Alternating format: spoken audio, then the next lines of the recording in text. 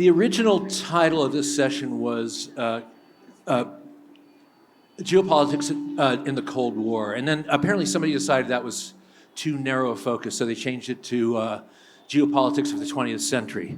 I'm gonna take it back the other way. And the particular period we're gonna talk about today is the early 1960s. This was a period of really kind of golden promise in the world. The non-aligned movement was becoming more powerful through the leadership of people like Nehru and Gamal Abdel Nasser. The UN was an organization that actually accomplished things, and in 1961 was led by Thant, the first non-European to be Secretary General. The Soviet Union had a reformist leader in Nikita Khrushchev, and one of his strongest supporters in the early 1960s was a mid-level regional party boss named Mikhail Gorbachev. In the US, there had been elected the youngest president in American history, John F. Kennedy, who wished to fundamentally reshape relations between the superpowers and between the US and the developing world. Of course, there's never something so simple as a golden era. Even by the early 1960s, fissures were opening up and global tensions rising. There soon came the quagmire of the Vietnam War.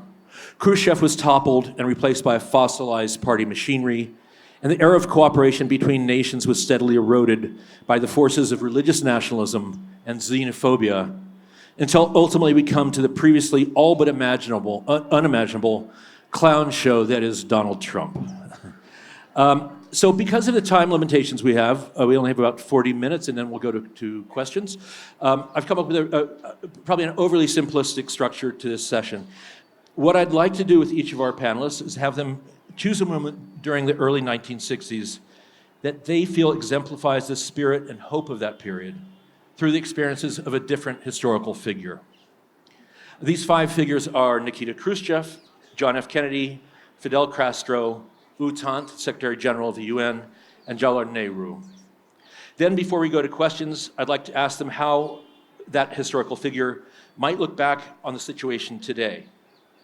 I'd like to start with you. And again, at any time in the early 1960s, when Khrushchev was still in power, Mikhail Gorbachev was something of a protege of his.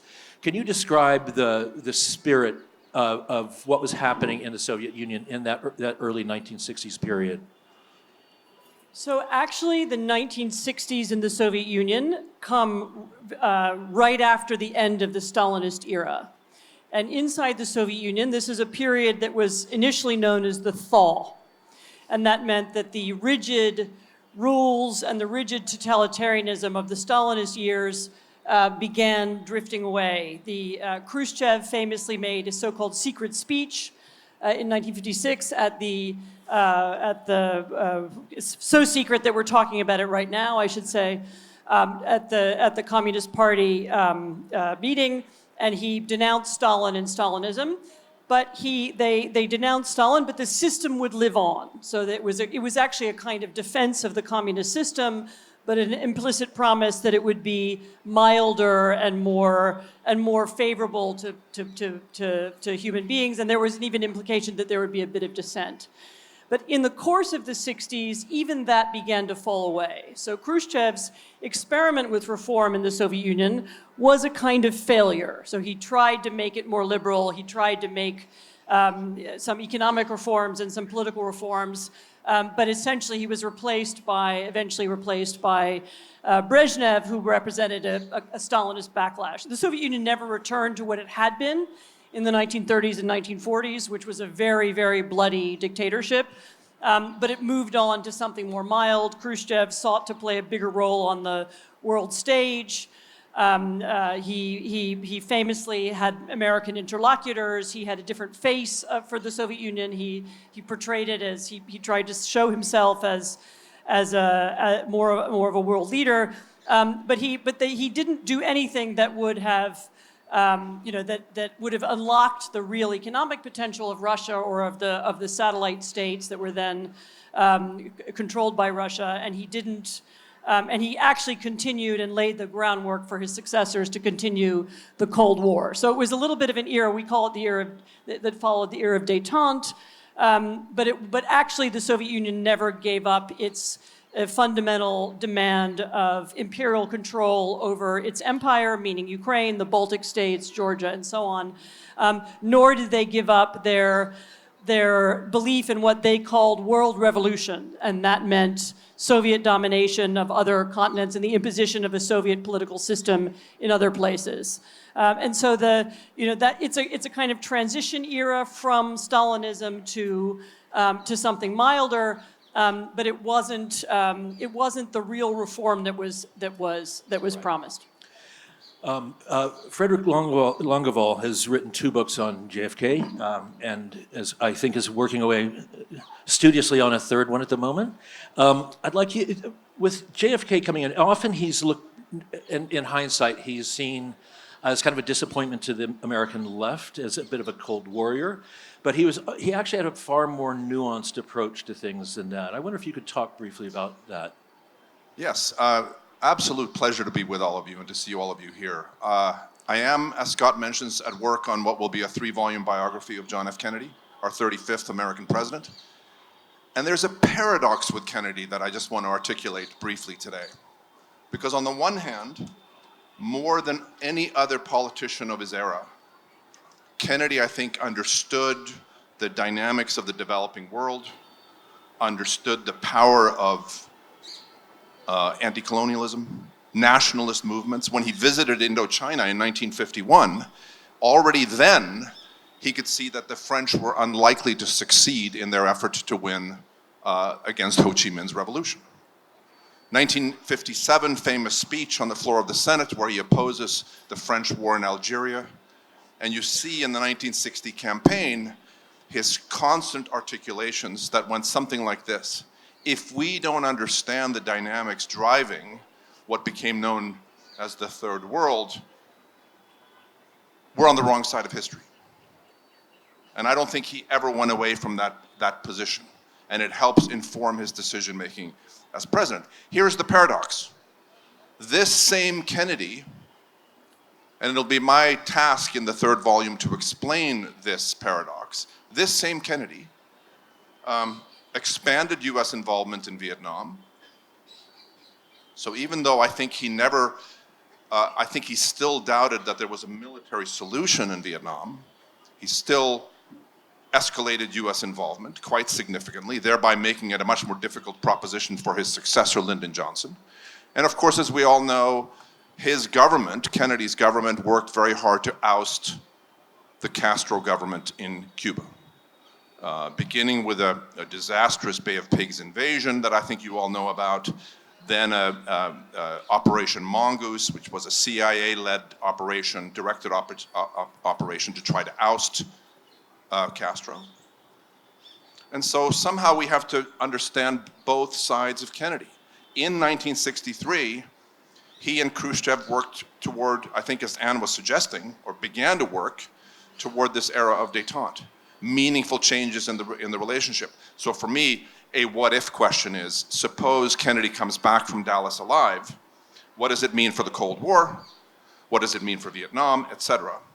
But there is, I think, Scott, this paradox, and as I say, the task for me will be to try to explain it. Which seems a good segue to you, Alex, talking about Fidel Castro. So right at the beginning of the 1960s, Fidel Castro is in a very interesting position. The Cuban Revolution has succeeded in terms of it has taken over Cuba. I think a lot of people now don't realize that, in fact, the first government, which Fidel Castro was in charge of that revolution, which he installed, was actually slightly center-right politically. It was quite a conservative government. He wasn't at this stage a communist or indeed even a socialist. These were responses really to what was happening. And when you have this very bipolar Cold War world, when you're a small country like Cuba, your fate is really with one or the other polarity, with the Soviet Union or the US. And at the top of the Cuban Revolution, Fidel Castro very much was the power figure, but also very powerful was his brother, Raul Castro. Now, Raul was a communist and very committed to the Soviets. And of course, there was also Che Guevara. Che Guevara was a communist and very committed to the Chinese. So you actually had quite a complicated polarity going on between these three men.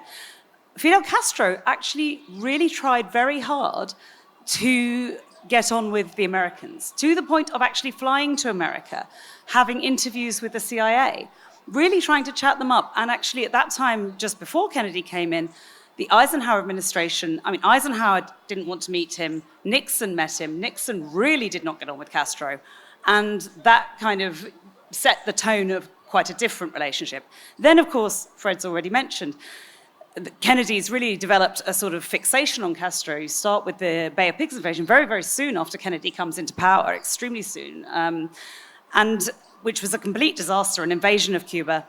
Then, of course, you have a build-up to perhaps the most dramatic event of the mid-20th century, the Cuban Missile Crisis, very, very nearly a nuclear war to wipe out the world. So this is how small states like Cuba can become very big players. But as I say, at the beginning of the 60s, really, there was a possibility that Cuba could have gone in many different directions. There was everything to play for. And it didn't go in those directions, partly because of what was happening inside Cuba, but a lot to do with what was happening also in the wider world. Thant and UN, you wrote a biography of U Thant, the third Secretary General of the United Nations, the first non-European Secretary General, and he came into the leadership of the UN at a time when the UN actually was still doing concrete, tangible things around the world. They sent peacekeeping forces into the Congo, and U Thant played a kind of an intermediary role in the Cuban Missile Crisis at getting Kennedy and Khrushchev to talk. Describe to us who U Thant was and how he saw the role of the UN at that time. Yeah, no, thank you very much, Scott. I would say that, one thing that we should remember is that U Thant, my grandfather, was born in 1909, just like the grandfathers and great-grandfathers of many of you in this room, as part of British India and part of the British Indian Empire. And much of his adult life, until he went to New York, was spent as part of that anti-colonial struggle in the 1920s and 30s. And I think in the UK, where I live now, or in the US, we tend to think of 20th century history as World War I, the interwar period, World War II, the Cold War, and the post-Cold War. But I think for much of the world, including India, including his country, Burma, the history of the 20th century is the history of empire and the transition from empire. And from the mid-1950s onwards, as these fights for independence became ever more successful, even though there were bloody wars still, like in Algeria and later in Vietnam, I think the men and the women who came to New York, who came to the UN, and he was ambassador to the UN in the late 1950s, really felt that they could take what was becoming an empty shell of an institution so far away from the original intent of the Charter and remake it, embrace the Charter, embrace the principles and the purposes of the UN, but remake it into a much more effective tool for peace and security. And that was at a time when his predecessor, Dag Hammarskjöld, had become the first UN Secretary General to be a genuine mediator on the world stage. And when Hammarskjöld was killed in a still mysterious plane crash in September of 1961 in the Congo, or near the Congo, U Thant became the candidate of the group of countries, including India, at the UN that called themselves the Afro-Asians. And they believed, I think first and foremost, that yes, there was a Cold War in Europe, but this didn't have to be a global Cold War. And for the reasons that Alex was mentioning on Cuba, that taking sides shouldn't have to be something they had to do.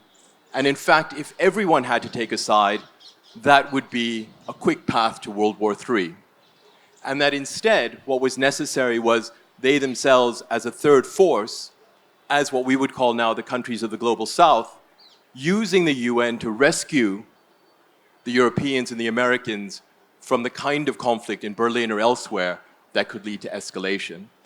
And within 9 months of becoming Secretary General in 1961, he was, as you had mentioned, mediating, in a way that's still not very well known, a de-escalation of the Cuban Missile Crisis between Kennedy and Khrushchev, but also turning to Fidel Castro as the third man involved in that conflict to try to bring him into the dialogue that was taking off. And just to connect a little bit with what Fred had said, I think he was someone who was he was actually an anti-communist at home, and he was not a radical. And I think his deepest desire was to see a good relationship between these new countries of the Third World and the West. And I think after the Cuban Missile Crisis, with Kennedy as president, he thought that was going to be possible. And he saw this mellowing of the Soviet Union up to a point. And the thing that got in the way, I think, first and foremost by 1964, was the war in Vietnam. Ed, you've written extensively about India, and I'd like you to talk a bit about Jawaharlal Nehru during this period. Thank you, Scott. I wasn't expecting to talk about Nehru, but it's a great pleasure to talk about one of my favorite Indian leaders, which is not, I guess, in fashion. Jawaharlal Nehru is not, an icon of Modi's India. And I'm not a great fan of Nehruvian economics. Great fan of Nehruvian secularism and the embrace of Indian pluralism. And I have some ambivalence on Nehru's foreign policy, and that's what we're talking about. Now, the early 60s was really a tragic period for Nehru. We'd had in the 50s and in the late 40s, India being the largest former colonized state of all, getting independence, and substantially, or at least partly, Nehru's creation with Gandhi and others. And he wanted India to be a moral superpower, not aligned with Moscow, not aligned with Washington, but a new force on what we'd call a leader of the global South today. But the non-aligned movement was his co-creation. And that famous meeting in Bandung in Indonesia in the 1950s, Nehru was one of the stars, one of the sort of co-stars of the show. Another was Zhou Enlai of China, and who was sort of the human face of Mao's government. And India and China had, Nehru and Zhou Enlai had this famous meeting where Zhou visited Delhi, and it was Hindi Chini bye bye, we're brothers. And China is part of the non-aligned movement as well, which makes the Chinese aggression against India in 1962 all the more tragic for Nehru, because it shatters his dreams that we have something in common. We're not playthings of Washington or Moscow, let alone London or wherever. We're not their playthings. China's aggression against India, is a devastating blow to Nehru, and sort of, I think, contributes to his early death a couple of years later. But it's an interesting moment in US-India relations, because JFK has sent John Kenneth Galbraith, this great figure of economics, but of more than economics, of the Roosevelt era, and now the Kennedy Camelot court.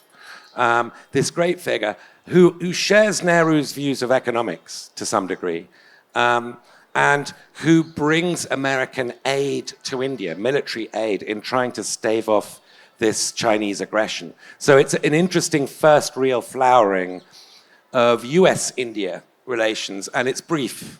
It only really lasts till Indira Gandhi comes in later that decade. But it's a tragic moment for Nehru, and an undeserved one as well.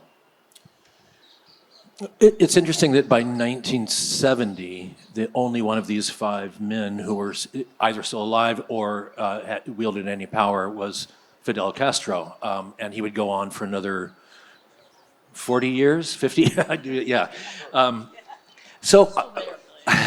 mean, what I'd like to do before we go to questions is, if each of you, this is kind of a counterfactual exercise, I guess, but knowing the characters as well as you do that we're talking about, what would they think of the world today, the geopolitical situation, or in some cases their own, in the case with the UN or in their own country? And I guess we can just go in the same order if you would like to start, Anne.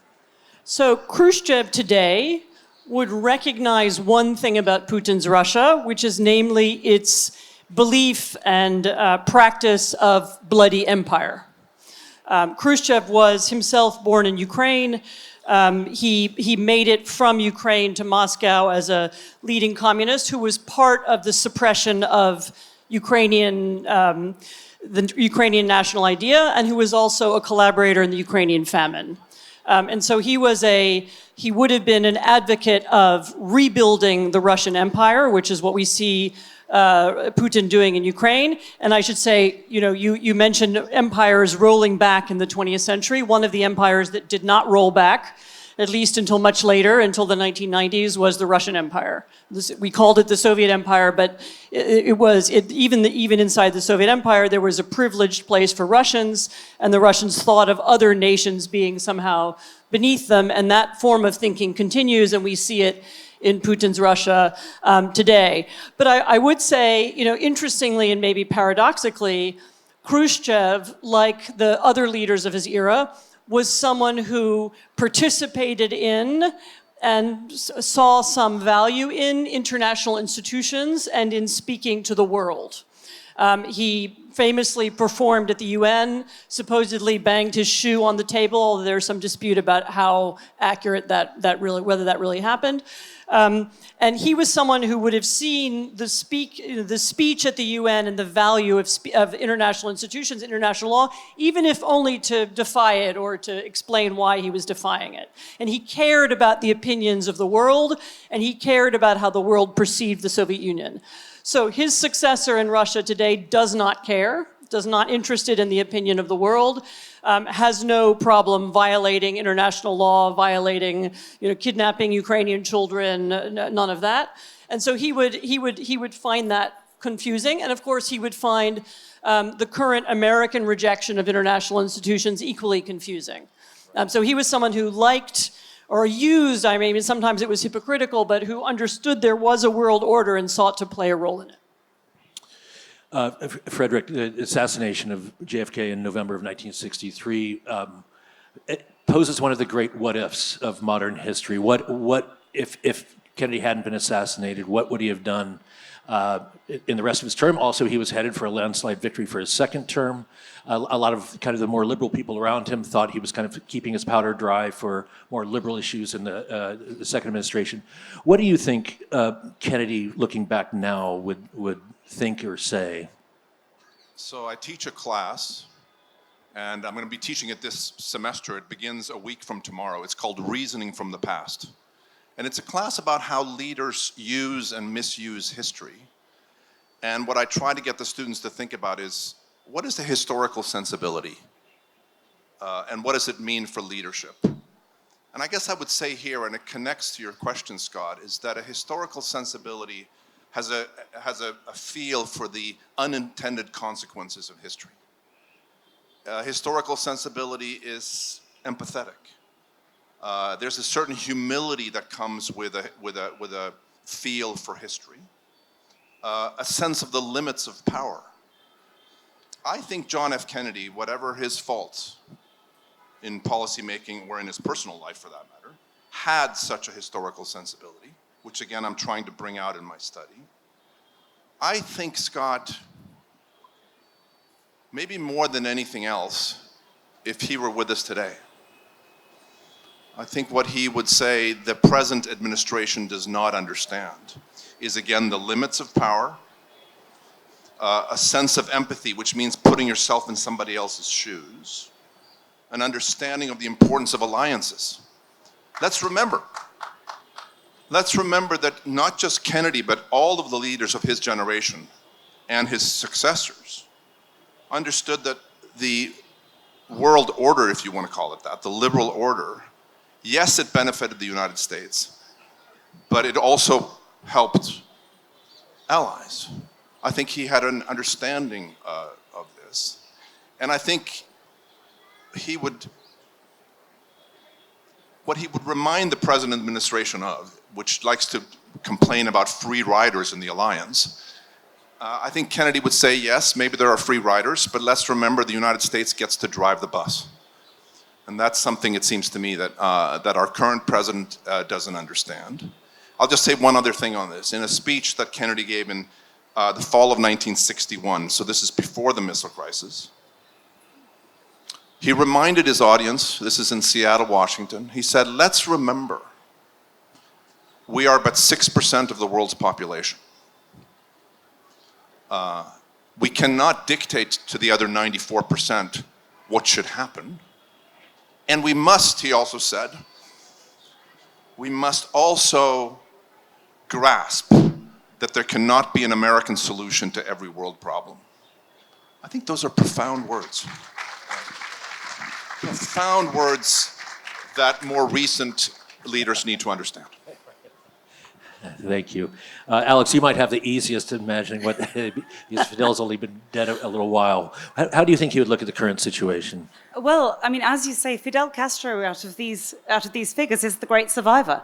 He lived by far the longest of all of them, and despite, Fred mentioned Operation Mongoose, if you don't know about this, Google it or read my book, it's genuinely extraordinary, was really the sort of, the CIA's repeated plots to try to kill Fidel Castro, and I think they're estimated anywhere between a couple of dozen of these. I think the Cuban security services estimate about 600 plots to kill Castro. Castro died at great old age in his bed, outliving many, many American presidents. So I think he'd be pretty smug about that, first of all. Let's get that one out of the way. But I think if he looked at the world today, and of course, this might have been very different at other points in the intervening decades, but right now, you've just had the Trump administration stage this intervention in Venezuela. They're now threatening Greenland. I think he would be wagging his finger, as he did when he gave his speeches, and saying, I told you so.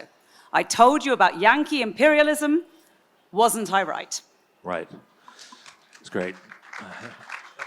And Thant, how do you think Thant would look at the role of the UN today, or kind of the non-role in many places around the world? I think first, just to respond to something that Anne said, which is that yes, there's a mystery over whether or not Khrushchev banged his shoe on the table. Someone banged a shoe on the table. So I think the question is whether, but in the photographs, Khrushchev seems fully shod. Right. So the question is whether he borrowed banged the Gromyko's shoe, or he had an extra shoe in his briefcase. I think It's a very long story, actually. There's a lot of historical debate about it. But I think I think maybe a mix of things. I mean, he was Secretary General until almost 1972. So in a way, he was almost the last man standing from that Bandung era of a series of moderate leaders who were coming out of the colonial movements, who thought that they could work with the West and who wanted to embrace the UN. Nehru was gone by that point, and Nkrumah had been overthrown in a coup. Sukarno had been overthrown. And so he was one of the very few, or the last person of that generation that was still in a position of prominence. I think he would have been, on the one hand, profoundly disappointed, pessimistic, but I think he predicted that. Even by 1971, with the wars in Nigeria, with the 71 war over East Bengal, Bangladesh, and even before the violations of the UN Charter from Hungary onwards, I think he felt the UN as an institution was already fraying. And he said towards the end that the UN had 10 more years to kind of prove itself to be an effective instrument for peace and security. But I think having said that, on the other hand, and he was interviewed just after he retired, he died just a couple of years after he retired, he was 64 years old in New York, that yes, there are all these problems, challenges. Look at the war in Vietnam, still very bloody at that time. But he said, when I was a young man in British India in my 20s and 30s, we could have never imagined that in 25 years' time, we would be sitting here in this beautiful building on the East River in New York, at the same table as the Americans, the British, and the French, sending out peacekeeping operations, talking about outer space exploration. If we can achieve this now, why can't we do more in the future? And I think lastly, going back to 61, and looking at the crises and the problems today, whether it's from Washington or from Moscow or from elsewhere, I think part of the lesson of 61 is also that some of the answers and some of the energy to try to save the day came from small countries and from unexpected quarters as well. So I think there would have been some hope that we don't necessarily have to wait for Washington or Moscow or Beijing, but that other countries and other people and individuals can also make a big difference too. Thank you. Ed, how do you think Nehru would look at the world situation today and the situation in India today? Those two different questions. Yeah. I mean, the world bit, I mean, to invert what JFK said, that Americans can't provide a solution to every problem, you know, we have, Nehru would be facing an American president who's finding a problem for every solution. You know, I mean, this is a whole different, you know, ball game that challenges all of our intellectual and moral limits.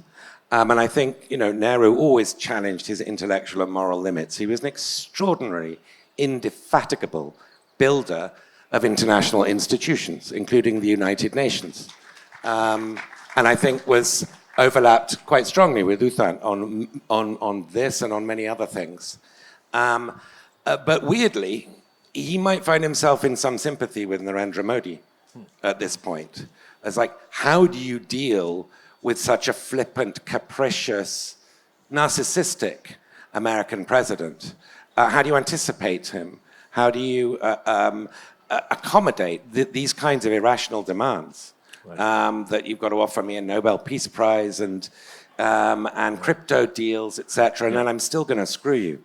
And I think Nehru perhaps would go further than Modi, and I have great sympathy with the dilemma this has placed Modi in, but I think Nehru would be a bit more proactive on his response. We are at a point where non-alignment and global systems of cooperation are needed more than ever. And Nehru was one of the most articulate people in history, in modern history, in advance of those goals. Right. And I don't think I see that from Modi. As regards the domestic question, how would he see India domestically today? He might well concede that, you know, the Nehruvian system of economics had failed. And so I think he would be surprised and pleased to see a lot of growth, a lot more growth than happened under him. But I think he would be in despair about the nature of communal relations, the attack on secularism, and the downplaying of pluralism as being a core strength, an extraordinary, wonderful quality about India is its pluralism. I mean, more than any other society or civilization on earth, that India would be attacking such a core strength, I think would fill him with hopefully active despair. Not passive despair. Right. Thank you. And thank all of you. Those answers were terrific. We're going to go to questions now. We have about 12 minutes. And the one thing I would ask is that if you're going to ask a question, you actually frame it in the form of a question. I know. Yes, the one there in the black. If we get a microphone to her. Can I, before you pose your question, I want to come back to Khrushchev's shoe, if I could. Please. It's important. It's unresolved. Well, so I have a homework assignment for all of us here. Let's figure out what happened with Khrushchev's shoe. Here's my theory, because I write about this, is that in fact, I haven't worked out if it was his shoe or Gromyko's shoe, but he did bang a shoe. But so did Gromyko, and what I think is interesting about this is that Khrushchev's banging was very vigorous, and Gromyko's was reluctant, as though he didn't want to be doing this. But here's the trick question. Do you know why he banged his shoe? You probably do know, but I bet the audience doesn't know. It was because he was asked a question, or somebody made a statement, actually, about freedom of people in Central and Eastern Europe. And he objected to being asked about that, and so he banged his shoe. So that's an illustration of his imperialism. I wish I'd renamed this session Khrushchev's Shoes. This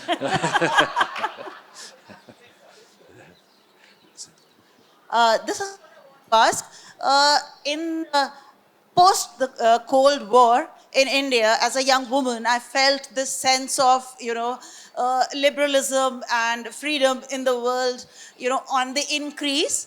And today we see, naming no names, we see the rise of aggressive insular nationalism in many places in the world. And I wonder what went wrong with the track we were on. And also, with regard to Nehru also, I wonder if the abandonment of Nehru by the socialists in the Congress somehow led to a sort of system where we saw other forces gathering. So what do you think? How did the world come here? Thank you. Okay, so the 90s is a hinge moment, not just for the world with the end of the Cold War, but for India with the end of the Hindu rate of growth, as we rather pejoratively called it, with IMF program, Manmohanomics, Narasimha Rao government, and the beginning of a lifting of India's rate of growth. It's actually a very positive decade that India shows it is emerging as a big economic force on the global stage. But I think if you're talking about the world as a whole, or America, the West in particular, the 90s was a triumphalist moment because they'd won the Cold War ideologically, mostly without a shot being fired, but then retreated into hubris and unipolarity. They squandered that moment, and I think that's boomeranged on us and come back to bite us. And goodness knows, we're in a democratic recession, as scholars call it. And the 90s, advancing democracies in every continent. Since the early 80s, or since the beginning of the century, there's been one democracy after another falling, or becoming an illiberal democracy like India. So the direction is the wrong direction. Yeah, so in the context of Africa, with a lot of transformation happening in Africa across the 60s, Can you please hold it a little closer? Sorry, so with the context of Africa and a lot of transformation happening there as well in the 60s, what explains the USSR's lack of committing to the continent or seriously engaging it? It flirted with a few regimes, but not really committing it to it in the way that the US kind of did across that decade, where the European powers still seem to be in a steering position. Does that indicate towards them being focused on just strategic depth versus global ideological hegemony, the African context? Fred, do you want, or Alex? I know, I had a difficulty on him. I think the question was about why the Soviet Union didn't kind of invest more heavily in Africa and commit to African political causes. I mean, I would say that after during the Stalinist period, the Soviets abandoned their program of kind of international communism and pulled their horns and not really focused on the satellite states, as we've spoken about, and a kind of much tighter group. They got very excited, actually, by Fidel Castro, partly because by that point, the kind of Khrushchev administration and so on were these, pretty old, boring men, and suddenly you had these hot young guys with beards and, who looked kind of excited, reminded them of their youth. And they got this kind of flurry again of like, maybe we should be going out in the world and finding these cool young revolutionaries to bring our rather stagnant movement back to life. But I think they never really kind of committed to, they dabbled in those places, but at this point, they're kind of fairly obsessed with the nuclear race. They're fairly obsessed with the satellite states. I don't think, beyond that is sort of small beer, really. I mean, it's also the case that the places where the Soviet Union was most influential in Africa, they produced war and poverty. I mean, they didn't produce good outcomes in Africa. Right. Maybe the lady right up front. So this is for all the panelists. Fascism is a far, far worse problem than authoritarianism. And if you agree with that, I don't think even in our wildest dreams did the liberals and progressives and the secularists ever imagine that we would be here in the 21st century, 100 years after Nazi Germany, and find ourselves with an increase of fascism unchecked in many, many countries now. And my question is to all the panelists, how would the leaders that you were speaking of have tried to wrestle and, in fact, check this unabated fascism now? Right. And would they have succeeded? One of the things that's interesting about, to go back to JFK, is that when he was an undergraduate student, he became quite obsessed with this question of democracy and the challenges of democracy. Led to his senior thesis, which became his first book. But this young man of age 20, 21 understood that democracy was fragile, democracy was difficult, that it was, in his view, easier to be an autocratic leader than a democratic leader. So in that sense, I think even a century later, he would have understood just how fragile this was. I think it's going to be up to a historian of the future to explain how we reached this moment. But it seems to me it's going to have elements of the following, at least in the American context, but I suspect this goes beyond the United States. A breakdown in civic education. Something has gone terribly wrong in the United States over the past few decades in terms of basic civic education of the type that John F. Kennedy and his generation had. It's going to involve, it has something to do with the rise of social media. It's got something to do with the breakdown of the middle class, the collapse of the middle class in the United States. But somebody's going to have to figure out precisely how we reached this point. Yeah, if I could just add something, thinking of the United States, I think with the before Trump came in the second time, I think a lot of Americans, probably myself included, were alarmed that he was coming back in a second time, but also rather smug that the system we had in place could block him. I think the lesson of this last year in the United States is that the system of checks and balances we have in the three parts of government in the right, or rather the wrong hands, can tear it apart and can really kind of do pretty much whatever they want. In other words, it's a very, very fragile system, even in a place like the United States. And what I've said it a couple of times in talks is that if I were a government official in any other country, including Europe, I would go over my constitution really, really carefully and plug any loopholes that might be there that would allow a native Trumpian figure to manipulate it. Do you have time for one more? No. Oh, we're out. Sorry. Thank you all very much. It was terrific. And thank you, the audience, for coming. And you can hear me and Ed in an hour on exactly this.